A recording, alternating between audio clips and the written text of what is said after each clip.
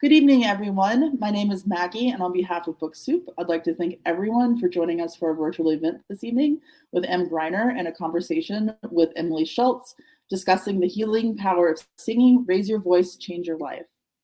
We're so excited and grateful that our bookstore can continue to bring our authors and their works to our community during this time. We'll be hosting more virtual events in the near future, and you can learn about them on our website, booksoup.com, as well as our social media at BookSoup. Our next event is Thursday, October 21st, with St. Clair Dietrich Jules in conversation with Brandy Clark and Bridget Carmichael discussing My Beautiful Black Hair 101, natural hair stories from the sisterhood. Support our bookstore and our authors, and click on the green button at the bottom of your screen that says purchase. It should say the healing power of singing. That's directly below your viewer screen. The link will redirect you to our website where you can continue your checkout process. We're also selling digital audiobooks and ebooks through Libro FM and Kobo for those who are interested. And tonight's books come with signed book plates. If you'd like to ask a question during the event, please use the Ask a Question box at the bottom of the screen and type it in. Please do not use the sidebar chat to ask a question. So now a little more about our presenters. Emm is a Canadian musician and vocal coach. She toured in David Bowie's band, singing and playing keyboards, and appears on the recordings Bowie at the Beeb and Glastonbury 2000. She helped make the first music video in outer space and is a proud mom of 2 kids. Emily is the co-founder of the influential Joyland magazine and author of the novel Little Threats. Her previous novel, The Blondes, was named Best Book of 2015 by NPR, Bookpage, and Kirkus Reviews. Her writing has appeared in Elle, Slate, Evergreen Review, Vice, Hazlitt, and Prairie Schooner. She is currently a producer at the indie media company Heroic Collective and lives in Brooklyn with her family. So without further ado, I'm going to turn the camera over to Emm and Emily. Thank you very much. Thanks, Maggie, and thank you, Book Soup. So I'm going to be interviewing, and this is like such a joy and an honor, Emm. Like, I'm really thrilled to get to talk to you about the book. Thank you. I'm really glad you're here as well. Awesme. It'd be very lonely if you weren't. One thing I want to do is I want to give a shout out to the subtitle. I mean, Maggie told us quite a bit about you, but it's the healing power of singing, raise your voice, change your life, what touring with David Bowie, single parenting, and ditching the music business taught me in 25 easy steps. And I feel like it's just such a great title. It says it all. It tells us everything that's in this book. Thank you. And you know how hard it was for me to title this book. It was the last thing that I had to do. And it was really, I struggled. There are pages and pages. I still find them around my house of me trying to title it. And I think, the long subtitle, it needed to be that way because the book's a lot of different things. So needed to sum it up. Yeah. And actually, before we talk too much about the book, I want to go back in time a little bit, and I want to hear about what your relationship was to music when you were growing up, and maybe even what some early memories were of singing for you. Yeah. I mean, I probably should have given my parents more credit. I write in the book that I was really shy about singing and just kind of grunted through the church hymns to get through so we could get to the variety store so I could buy Gobstoppers. That was the holy grail, is getting to the variety store. But I do remember, this dawned on me when we were talking in prep for this event. My dad actually told me that while he was out building a chicken coop, I would sing about the chickens. And there was a breed of chicken called a Lamona, and I guess I made a whole song about it. So that actually is my earliest memory of singing. And it's funny because it was probably at a time when I wasn't judging myself or kind of really self-conscious. I was probably 5 or something. So yeah, I think that's my earliest memory of singing. That's amazing. So you were writing songs even when you were a little kid, in a way. I guess I was making up songs. I think a lot of kids do that, I mean, my daughter does, and it's very entertaining. I love that story. I mean, you grew up kind of a small town. Do you want to talk a little bit about that? Yeah, I actually grew up in the country. on Lake Huron. And I think the secluded nature of where we lived really contributed to learning music. There really wasn't anything to do but watch TV and listen to music and just play, right? So that definitely contributed to it. My parents put me in piano lessons when I was really young. I went through the whole thing, and I just, didn't want to. Well, I wanted to quit, but then when I wanted to quit, I was too good at piano. See how that works? Like they get you started early. You got hooked back in. Yeah. And I also really loved writing stories. So, in my boredom in this country sort of setting, I put stories with songs eventually. But yeah, there wasn't anything really going on that I can remember. Yeah. And I mean, you started really young. I mean, you were literally making your own tapes when you were a teenager in your bedroom. Like that's kind of how your music career started, isn't it? Yeah, it really was. My brothers were into recording. And my one brother, Frank, was like a guitar god. He thought he was anyway. And he was just like shredding every day. And then he would like leave for jazz band practice. And I would sneak into his room and use his little Fostex 4-track to record my songs. And I thought I sounded pretty awesome. I bet you did. I mean, because listen to you now, right? It's so funny though. I'm not a natural singer, and that's not me being judgmental about my singing. I really didn't know what I was doing. And I think as I started to perform out in the world, I realized that I just couldn't sustain that sort of a voice. Like I lost my voice a lot. And actually one of my early mentors, this long-haired guy named Carl Dixon, he used to be in a band called Coney Hatch. If you're Canadian, you might know Coney Hatch. He helped me with my first demos, and he was the one who said, you should take vocal lessons. And I write about that in the book because I said yes. And I really feel like that changed my whole life. Yeah, actually, there's a section of the book that I really like, where you talk about going to your first vocal coach appointment and how kind of uncomfortable you were with it. And it's just so cool because obviously by sticking with it, you became much more confident in your voice. Like, can you tell us a little bit about like when you were first starting out like that? Yeah, it was sort of unnerving because I don't know. I felt I grew up kind of sheltered, I wasn't like out there doing stuff and like wanting to be a performer. It all for me originates with songwriting. So songwriting is a very solitary thing. I mean, maybe you find it's very much like being a writer, you want to be alone and you want to, just get some stuff out. So to then step into trying to be a singer, that's like a whole other thing. But I believed in my songs so much that I was like, I want to be the one to sing them. So I'm going to do this. I'm going to take these vocal lessons. And yeah, it was just like a chair in a room. My vocal teacher, Mitch, like taught in a very like kind of sterile, like industrial building. And he had a chair and a keyboard. And so it was really weird to go in there as a 19-year-old and just start making like weird sounds and trusting that this person knew how to guide me. Yeah, and he did, right? I mean, you really got started on your career very young. I mean, in addition to the stuff you were doing when you were a teenager, like by the time you were in your early 20s, you had major hits, right? Like Acid and Summer Long, and you were only in your early 20s. Is that right? Yeah, I was really lucky. I got signed to a major label when I was 21, and I put out a song in Canada. This song, Summer Long, became a big hit, and a lot of people heard about me through that album. And there was also that song Acid, which you just mentioned, which ended up on a Lilith Fair compilation. That's right, lady.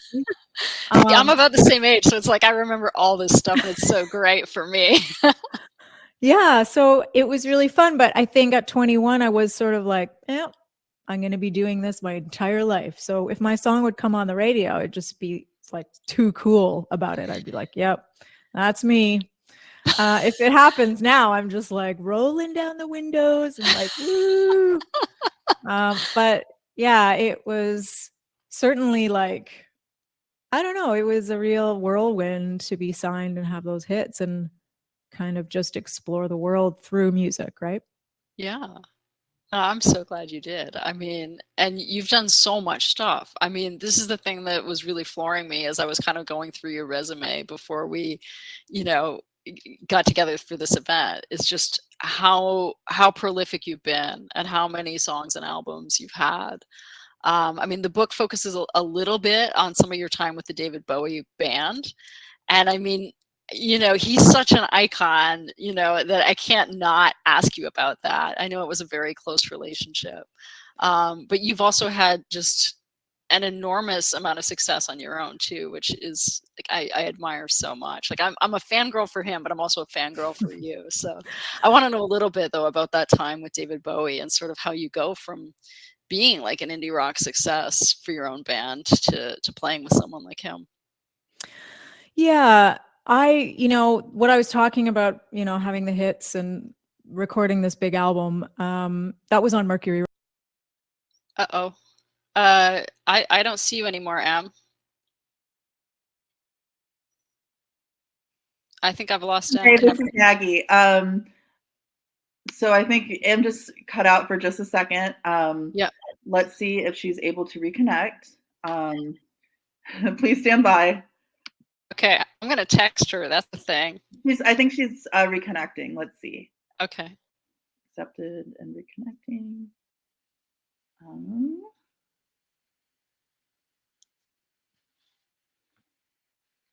Let's see. There she is. Yay. There she is. Sorry, guys. It totally went blank. And you know what I think is really funny? It went blank when I was talking about getting dropped from my label.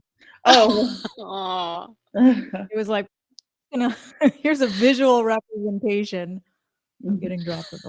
And I do not know what happened there. When you came on, Emily, her picture went out. So you can still have your interview. We're waiting for Emily's picture to come back on, but please continue. Thank you. I'm sorry. Yeah, I can see Emily. That's okay. You can see me. Maybe a few people can see me. I'll just be a mystery. I really care more about hearing what you have to say. So you're really sweet. We were talking about how I got the Bowie thing, right? Yeah.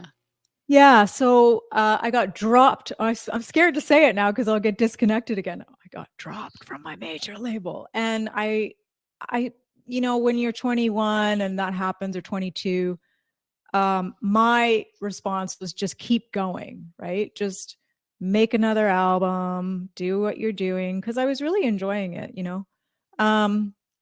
And I went to New York to do some shows, and that's where I met the Bowie band. And I met Holly Palmer, who was being managed by the same manager as I was, and she brought me into the band. And I met Mark Platty, and before I knew it, I was in the same place that they make Mariah Carey's in-ear monitors, and I was getting my own made. So that's how that went. That's amazing. I mean, it's amazing, right? I mean, but I don't know if everyone would have had that response, Em. Like, I mean, the fact that you said, I'm just going to keep doing it. There are a lot of people who would have been just devastated, and they would have let that crush them. I think that it speaks to your fortitude. Well, thank you. That's really kind. And I think that's what I was telling myself. And I think a lot of people, well, there were two camps. I think there were people who thought, well, that's the end for her. And then there are other people who are just like, oh, she's just continuing on. Because I made another album that did quite well after that, like right after that, called Science Fair. Some people on this call know about it. So yeah, it was definitely like a real rock and roll education to have that opportunity, but also kind of like out of body as well. But to kind of answer your question more clearly, I think I buried how difficult that was for me, because I don't think I had any coping skills at that point. So even the act of writing this book has been kind of therapeutic for me to see the whole story kind of laid out. I wonder if, I know you write fiction, but like, I wonder how you feel about that in your own work. Like if once you finish something, you just have these aha moments about the past. Oh, Definitely. I mean, I think that that's why I don't go to therapy. I mean, I support anyone who does have a therapist, but I kind of like, I'm like, well, I'll just work it out on the page and see if I can make art out of it, make a story.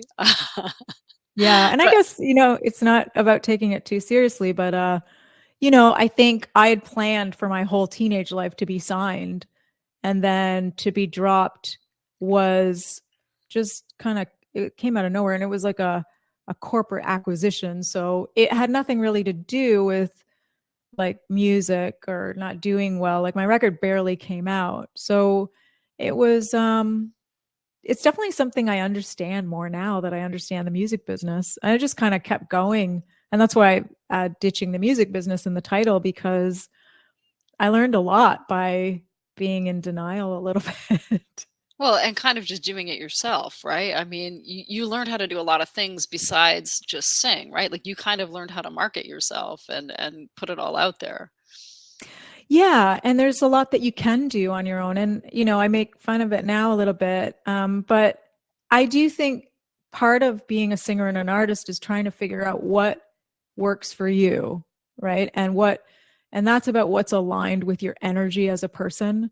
So I found a lot of what was going on with the major label it didn't make any sense to me. Like, why would they send all these limos around to pick me up, to take me where? Like to somewhere that has nothing to do with music. Like, Mhm. and I guess that seems fun for people, but I'm just really in love with the craft, and I'm really in love with the exchange with my fans and making albums. As you can see, I've made a lot of them, and just like the creative process, right?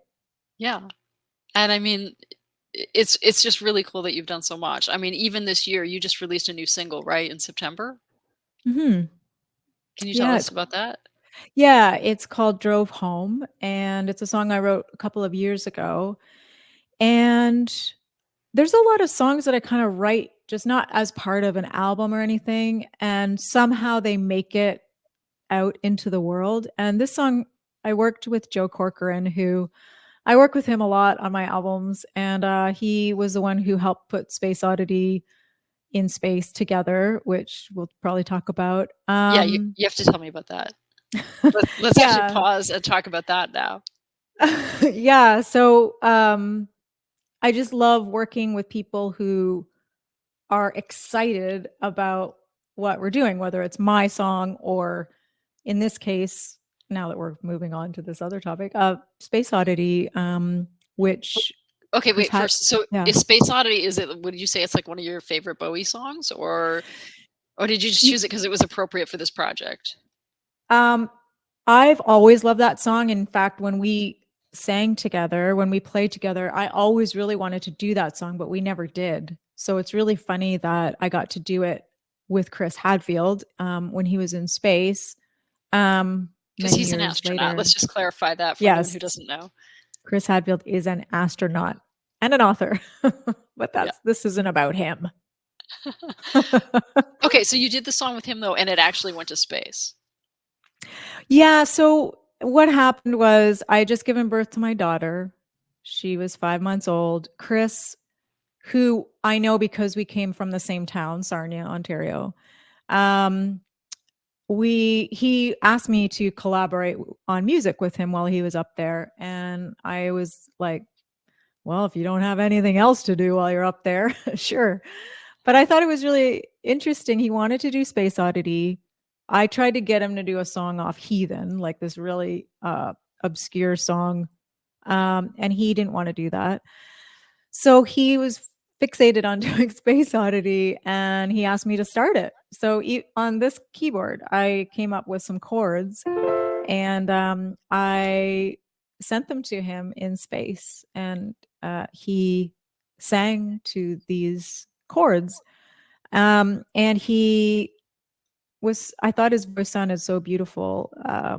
It just had a totally different quality than it does on Earth. And I actually interviewed him for my book about the voice, like how it sounds in space and how difficult it is to sing in space. And it's funny because like we think of singing as a challenging thing to do on Earth, but up in space, like gravity is all mixed up. So your breathing is all challenging. But I thought he sounded so good. I often joke he should go back up there and sing and do some more recording.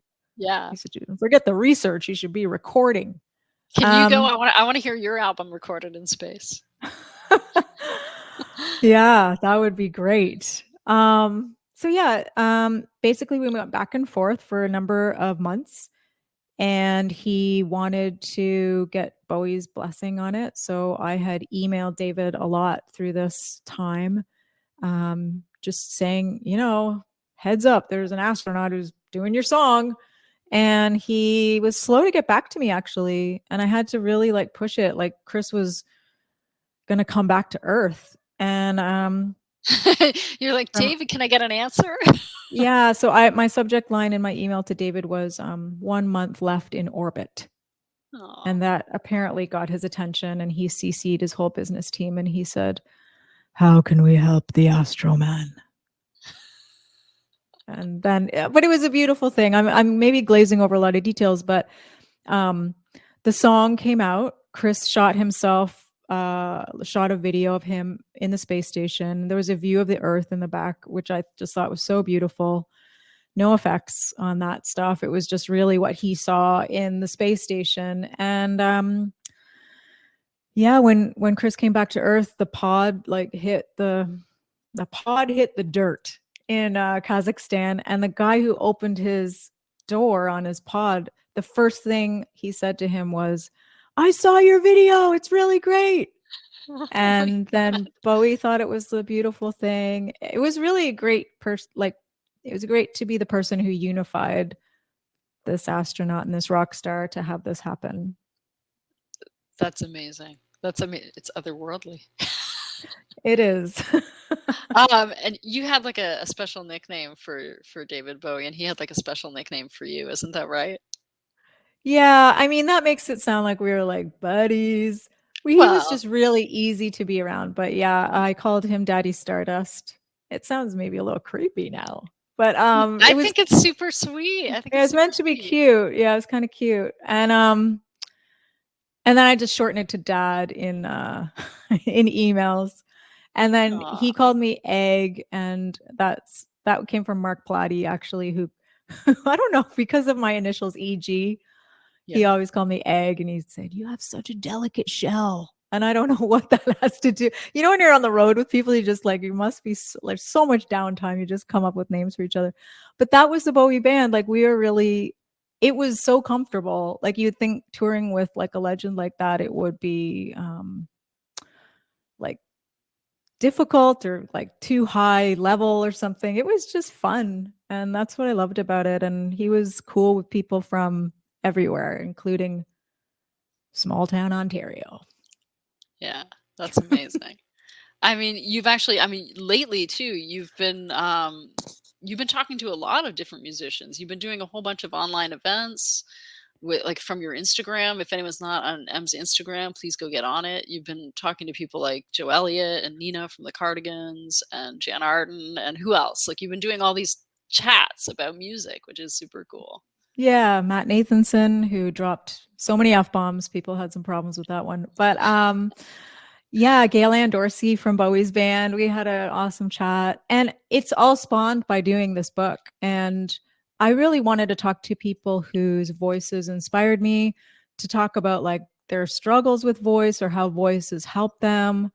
And selfishly, like I got to ask a lot of questions that I had wanted to ask of each of these people. And I knew Joe Elliott had struggles with his voice, where he lost his voice. He went through a very difficult period. And we never talk about that. Like when I used to go to his shows, we'd just be like doing shots and like laughing and just like poking fun at the other bands and stuff.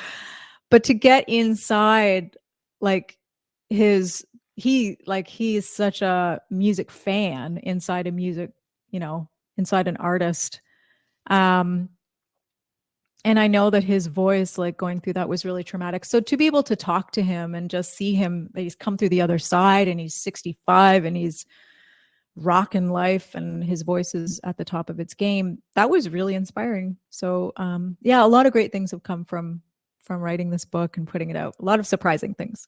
Yeah, what I love about it is, I mean, it's like you're teaching us in the book, but then at the same time, by doing these chats, you're also, exposing us to a whole bunch of other stuff about voice and singing and the music industry.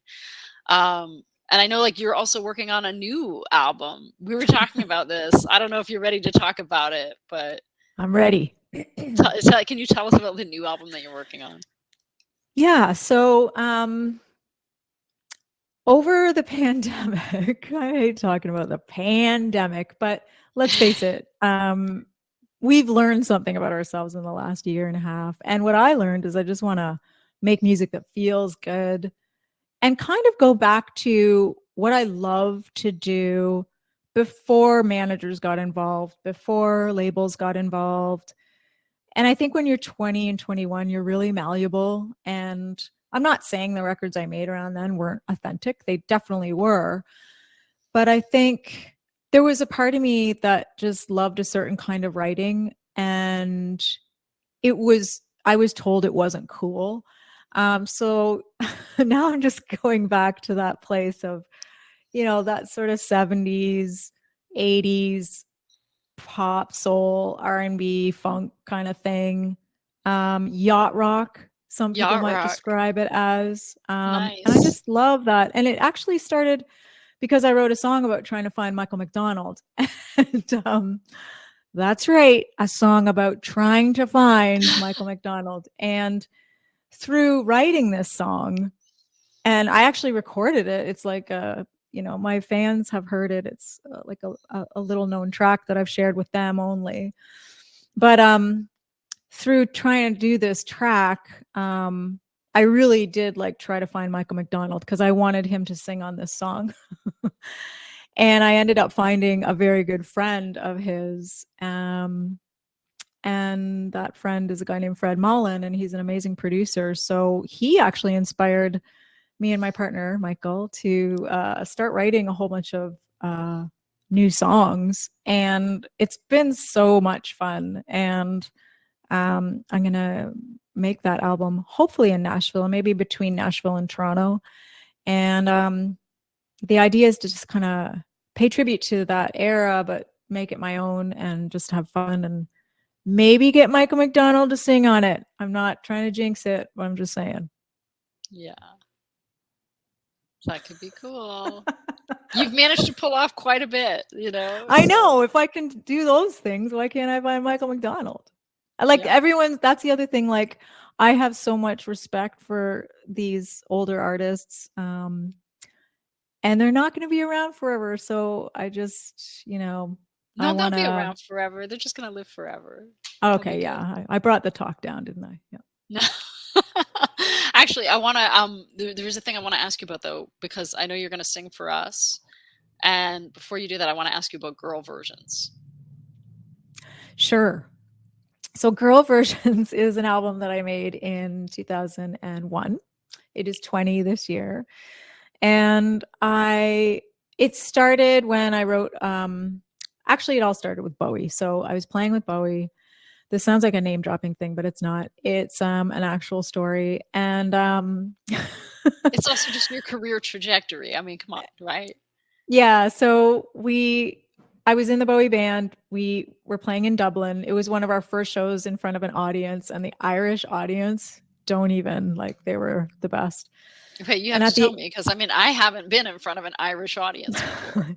Just oh my gosh, so in the moment, such lovely people. And I actually ended up touring there for quite a while just because I love the place and the people so much. And I have Irish in my background. So yeah. So at the after party, Joe Elliott from Def Leppard was there, and he's a huge Bowie fan. And I just descended upon him because Hysteria was my favorite album of all time when I was 12.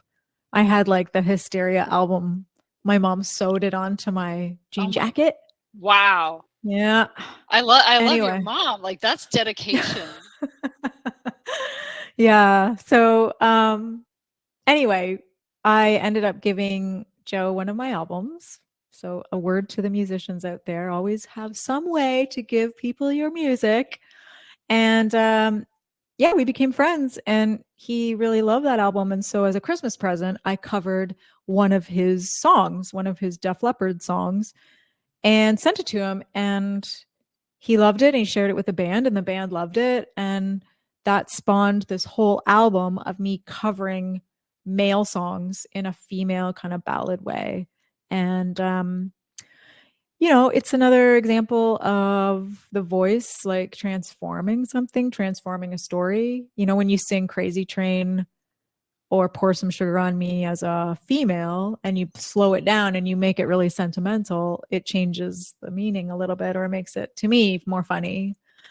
Or a song like Waiting Room by Fugazi, or Straight to Hell by The Clash, right? So yeah, and that album actually got nominated for a Juno Award. I lost. It's okay. I'm over it now. You've been nominated several times, I think, though, right? Yeah, but there's an honor to being able to say you've been nominated more than once, I think, right? Yeah. So that was another example of that was the first time I went in the studio and I sang as I played the piano. Every other time I had done it separately because some producers find that easier technically to deal with, right? To have the vocals separated on their own so they can do whatever they want. My cat's jumping around at my feet. So yeah, recording that was really eye-opening to me. It made me see that my voice and playing go together so much better than when they're taken apart. I can still do that, but there's something that happens when I play and I sing. So, yeah, a little bit of mind body or voice body thing going on there. And will you do that for us? Do you need to like take a moment to prep, or you sing for us? No, I'm good. Let me just show you my cat. Yeah, I was going to say, before he jumps up on the keys. This is the real leopard of the day. This is Izzy. He's been a troublemaker today. I put on my Instagram how much he's been a troublemaker. Anyway, he may jump up in the middle of the song. So I guess we'll give it a whirl. Is everyone good? I wish I could high five everyone right now. Yeah. Do I need to mute while you do? Yeah. Do I need to mute actually while you do this? Oh, I was hoping you'd do some dance moves. I'm just going to sit and listen and try not to cry because I also love Pour Some Sugar on Me. So. Oh, okay. Well, I'll give this a whirl.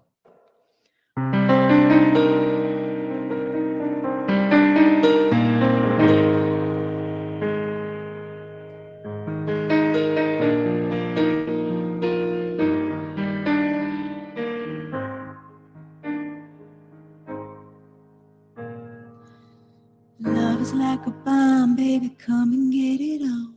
Living like a lover with a radar phone. Looking like a tramp, like a video vamp. Demolition woman, can I be your man? Your man. Dazzling, a flashy little light. Television lover, baby, go all night. Sometime, anytime, she can be sweet. Little miss, innocent sugar. Me. Yeah.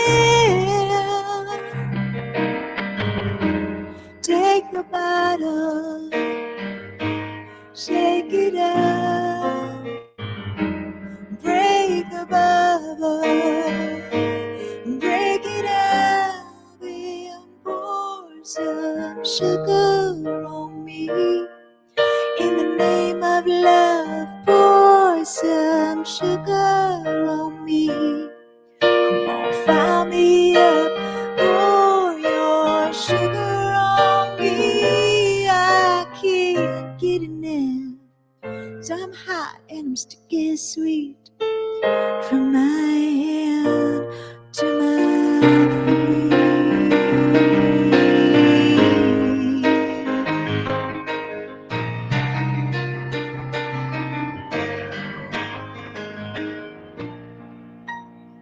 Red light, yellow light, green light, go. Crazy little woman in a one-man show. Mirror queen, mannequin, rhythm of love. Sweet dream, sacred, Lucille.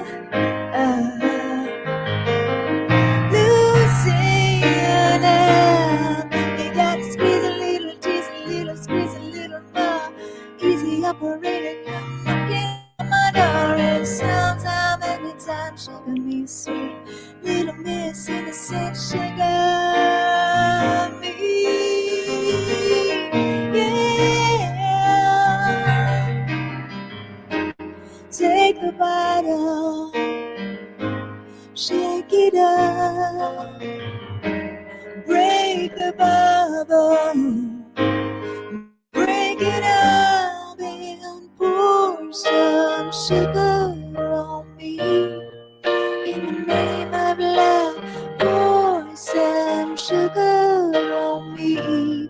Come on, fill me up, pour your sugar on me. I can't get enough, 'cause I'm hot and I'm sticky sweet. From my hand to my feet.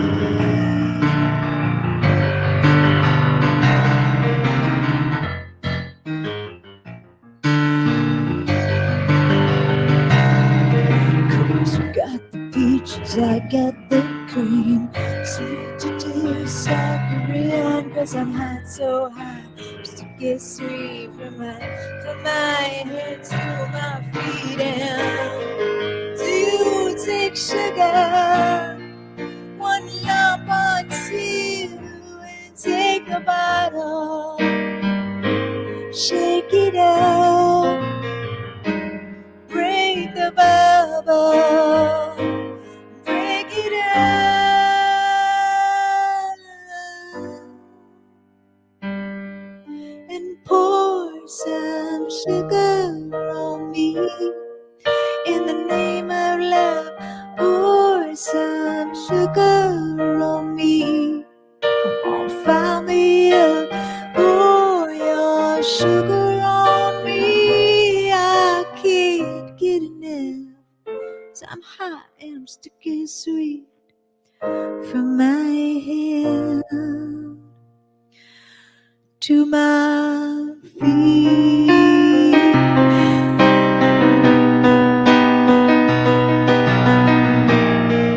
Oh yeah, yeah.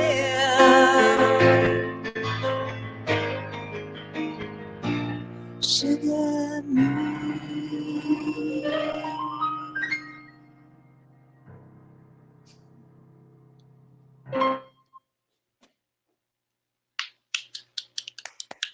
Thank you. Thank you very much.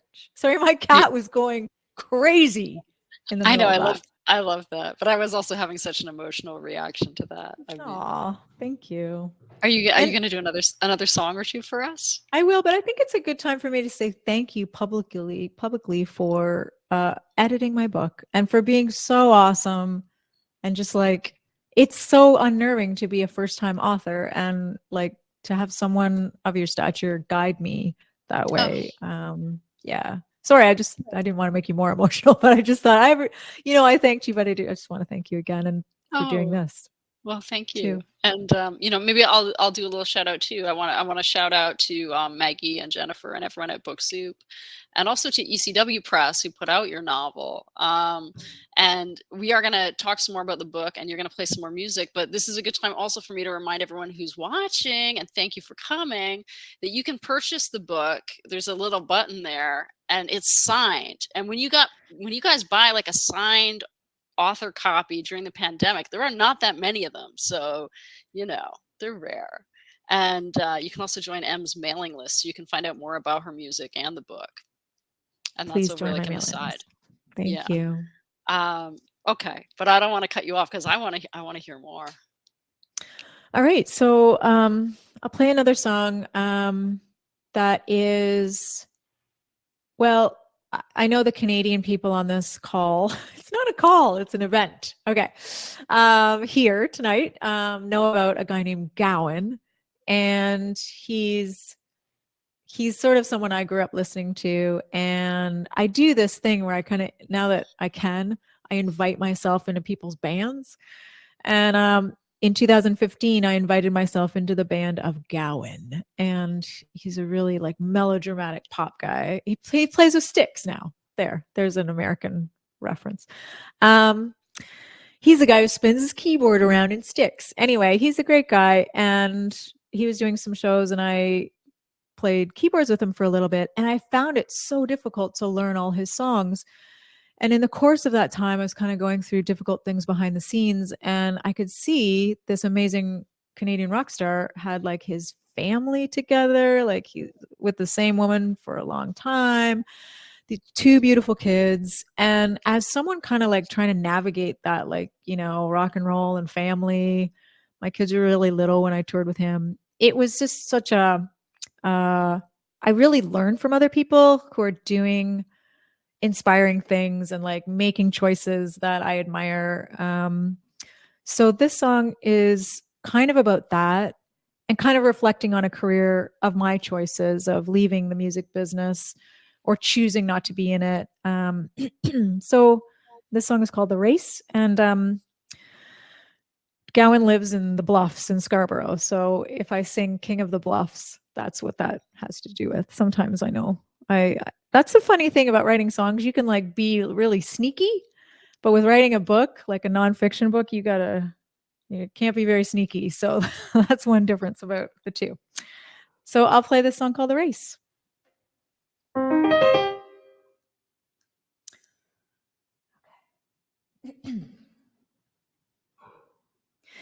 It was the end of the 90s, was the end of the oxygen. For you and me, we were yet to be friends. It was a turn in your prog rock dream, another encore, make the team. I ditched the race to take a car with Ziggy to some art show in Tribeca. And if that was my selling point, it's cool, I get ya. I came off the road with you and I said, it's only been a couple of days, no lie, but life's all new after King of the Bluffs. The weather of the winter fell away, landscapes changing away, I can't see, oh life's all new after King of the Bluffs.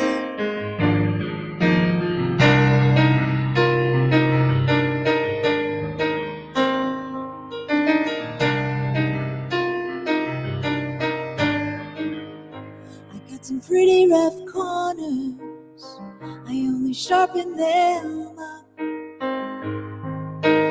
Therapy's okay, but it ain't hard drugs. On a night in Miami, where would I go if I could? Then I saw what she and you made by the cliff where we stood. Two hearts beating, oh so true. Makes you wanna quit the business and go back to school.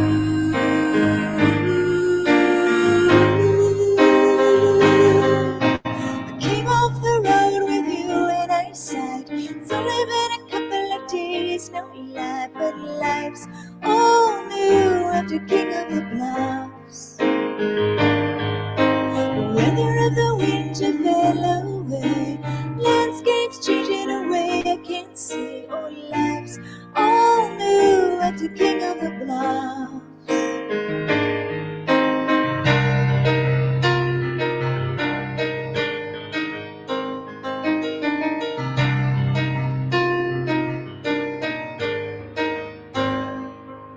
From the crew to the people watching, everybody makes an exit. Everybody flies away saying they feel better. From the crew. Oh no.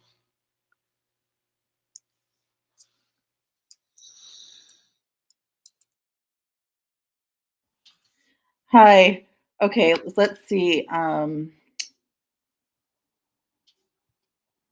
Yes, she did. Let me see if I can re-invite her. She's accepting and connecting.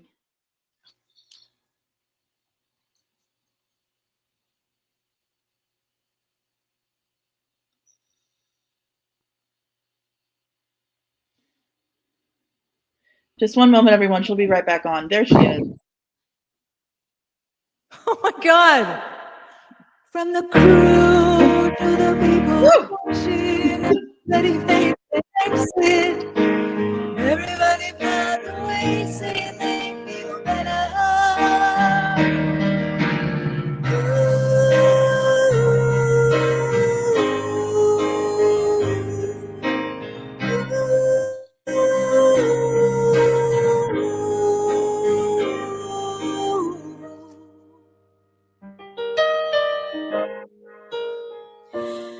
was the end of the 90s, was the end of the oxygen. For you and me, we were yet to be friends. It was a turn in your prog rock dream, another encore, make the team. I ditched the race to take a car race again.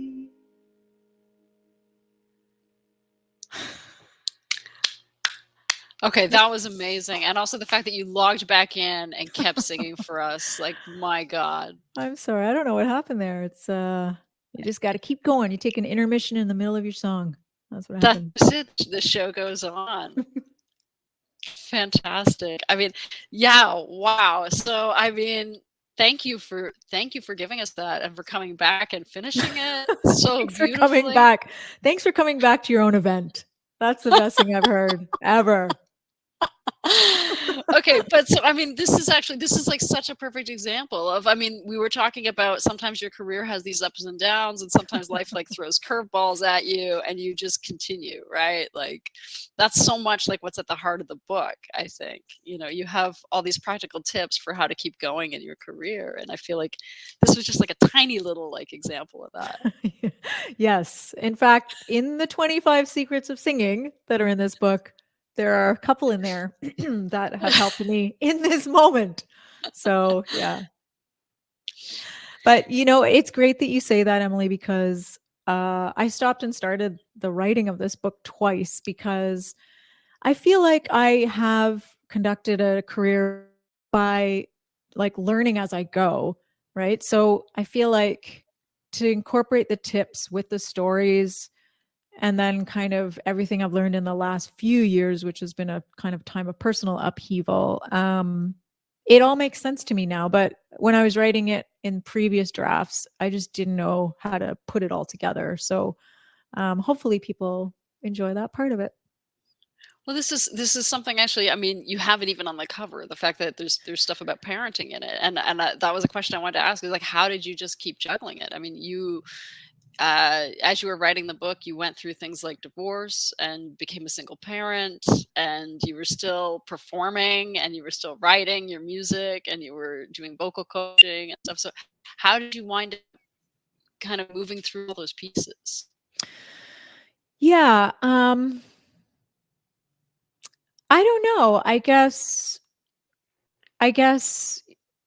I mean, I think I put single parenting in the title because I didn't want to put the word divorce in the title.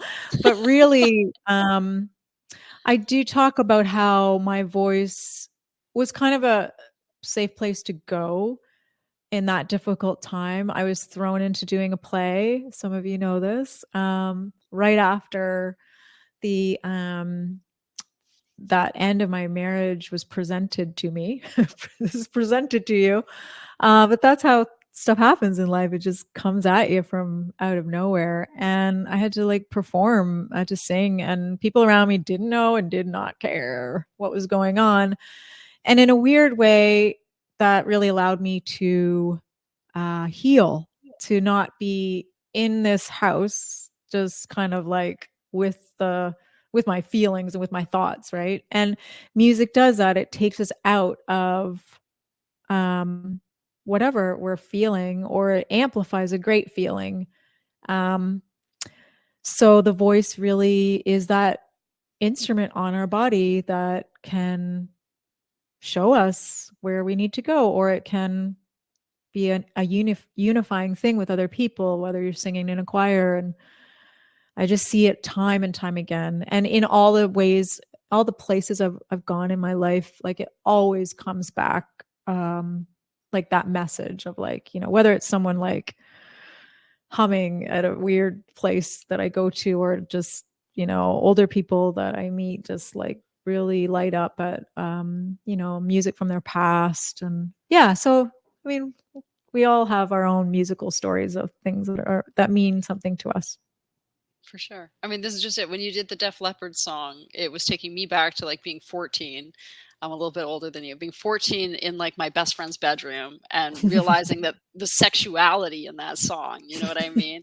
And this is one of the things that I love is like, you know, you hear someone's voice like yourself, and it just immediately strikes an emotional chord for you. You know what I mean? Oh, thanks. I do feel that with people that I love as well.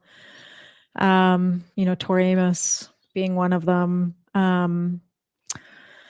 Michael Love Tori. McDonald. That's Yeah. just two totally different ends of the spectrum. But yeah, just you know, they're your go-to people sometimes, and sometimes it's even about those words that they are singing as well, right? So Yeah, I mean, this is just it. Is music is so personal, right? It's almost like you fall in love a little bit with a song or with the performer, and Mhm. you know, then when you hear that song again, it like brings it back. And that's one of the things I Mhm. really like about the books too. Is this book is very personal. It's kind of like it's not quite a memoir, it's not quite a practical guide, or it's some of those things. I mean, how would you define it? Like, I mean, I feel like I learned a lot from it. I can say that.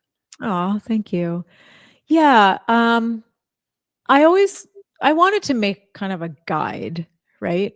Maybe for I was very inspired by the people I was coaching as well. Like a lot of people came to me for vocal coaching around this time when I was kind of just trying to sort through life. And their questions actually inspired a lot of things that I put in the book, because time and time again, so many aspiring singers have the same questions, you know, like why can't I reach that note, or where's my range, or why can't I hold notes, or why do I not like my voice? And then as I dove deeper into that vocal coaching, it started with this one woman I was coaching, and she came to me for vocal lessons, and we didn't sing at all. She spent all of her sessions just like exploring past wounds. And the gateway, though, was her voice. Like, I'm not saying we didn't sing. We maybe sang for 20 minutes out of like 6 hours of working together. But that was the gateway, because she felt comfortable enough to sing around me, and it broke down some walls. And it was the first time I kind of put that together, that like, you know, wow, voice and life, like, what is this connection, you know? And then I started to see it in my own life, and then everywhere I looked I just saw the voice, you know. So I think that's the unifying thing of the book, is whether it's like trying to find your own voice, or like bringing your own inner creative voice to the forefront. Like, you don't have to be a singer to enjoy the book, I think. Yeah. So I'm not, as I told you, I only sing to like my son in his room at night. That's it. I know, but even that must like give him so much comfort, right? Or It and does give him you. comfort. Yeah. And me too. Yeah. Yeah. Um, one thing I think I want to do is we have a few minutes left, and just I want to ask if anyone has a question, if they can type it in. There's a little spot at the bottom of the screen where it says "Ask a question," and so we'll watch. Well, I'll watch those, but I'll also keep talking Okay. if nothing pops up immediately. I want to thank everyone for coming, spending a Tuesday night. I sent my children away so that because there's no way I could do this. And I really appreciate. I want to thank Book Soup, and again ECW. I don't really thank them enough. My publisher, just for like having these events, and for supporting me. So, and thanks for giving up your Tuesday, sharing it with me. I'm thrilled. I didn't give up a Tuesday. I was excited to be here, and I think probably a lot of other people were too. I will ask one more question until somebody else stops being shy. And I guess the question is like, how different is it to put out a book versus an album? Because I mean, I've written books, but I haven't made albums. So is it similar? Is it different? Yeah, I mean it's really different. At the same time, it does remind me, you know, like holding this is so crazy for me, like to hold it, because it reminds me of holding my first album, right? Because it's just so new, and I'm so proud of myself, I guess, for finishing it and for having it out. I think the difference really is that it's just right there, you know, like every word, every story is out there. Whereas with music, people need to read between the lines. I actually did not share anything about my personal life until a few years ago. I don't know why. I guess I always thought, oh, I'm sharing enough in my music, but I really have been very cryptic about what I put in my lyrics. And it was only recently that I kind of listened to, there's an album I made called Goddess that I know some of you on this event know and have. And when I listen to it now, I wrote it in 2008. It's all right there, like all of my struggles of my marriage and everything. And it's weird that it's just all right there, but maybe you don't do anything about it because like the music is like healed you and there's the album and like, let's go tour it and whatever. But then I think when you write a book, you're not cloaking your words in any fantastic strings or anything. It's just right there. So it's definitely, I think, made my life richer to share, even though it's been daunting to share. And sometimes, you know, I gave it to my parents and I kind of stepped away slowly. Not that there's nothing really bad in it, but there's things in there that they didn't know about. And my dad actually said, you know, it brought a tear to my eye to read your book because there's some things in there I just didn't know about. And now I just got to go win a Juno Award and dry his tears. So I'll keep my fingers crossed. Yeah. Are there questions? Oh, there's questions. There's questions. I don't see the questions, so you're gonna have to. I had to. I had to hit a. I had to Oh, hit a button. Sorry, guys. I'm behind here. Okay, so okay. Hi, Emm. Is there a central lesson you have taken away from "quote unquote" rediscovering your voice at this point in your life? Is there a central lesson you've taken away from rediscovering your voice at this point in your life? That's a really good question. Who asked that? Do we know? Bob Reed. Bob Reed. Hi, Bob Reed. Bobby. I think the appreciation for the instrument, I did not appreciate it before. You know, we only have so long with our bodies, right? And I think just the fact that it is on us, I talk about this in the book, that you need to take care of it, you know? And, you know, I kind of used to be a yeller with my kids, and that's horrible for your voice. And not only that, it's horrible for your children. So I think when you tune into like being more gentle with yourself, with the people that you love, then you kind of are taking care of yourself, your body, and your instrument too. So I've also kind of taken care of it by cutting out alcohol. That was important for me. And yeah, just sort of having fun with it too. Like, you know, I'm actually looking into doing some vocal lessons again with Catherine Russell, who used to sing with Bowie. And I didn't know this, but her dad was Louis Armstrong's, I believe, like arranger or conductor. I'm sorry, I don't know that. But anyway, so like never stopping the learning process and just having fun with music and your voice. I think that's what I've learned in the past few years. Cool. Okay, I'm going to go to the second question. You have a fan in Australia named Susie. Susie. Okay, This is just like a party of my friends, let's face it. She says, I'm sitting in the Sydney sunshine, absolutely loving this. Well done, Emm, and all involved. P.S. Tour Australia. So I guess the question is, any chance of you touring again soon? Well, she didn't ask. She didn't ask that, but I'm asking. Oh, that. Okay. I was going to say she's instructing you, tour Australia, Emm. Right. Well, Susie's going to have to put that tour together, and then we'll go to Australia. I would love to. Yeah, I'm actually starting even today. I've been nailing down some new dates, so I will reveal those soon. And if you join Emm's mailing list on her website, emmgryner.com, only if you join will you get the dates. So yeah, wonderful. We're getting away from Maggie, so we say thank you to everyone, and thank you, Emily, for hosting this. Yes, thank you, Emm. That was amazing. Thank you. Thanks everyone for being here. Thank you to both of you. This was wonderful. So this is a wrap in our presentation. Thank you again to all of our guests who tuned in this evening.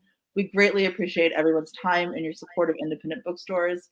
Please support our bookstore and our authors and purchase a copy of tonight's featured book. Just click on the green purchase button that reads The Healing Power of Singing directly below the viewer screen. If you'd like regular updates on our upcoming events, make sure to follow us on Crowdcast and subscribe to our newsletter. And as always, have a great evening and stay safe, everyone. Thank you. Bye, everyone. Thank you. Thank you.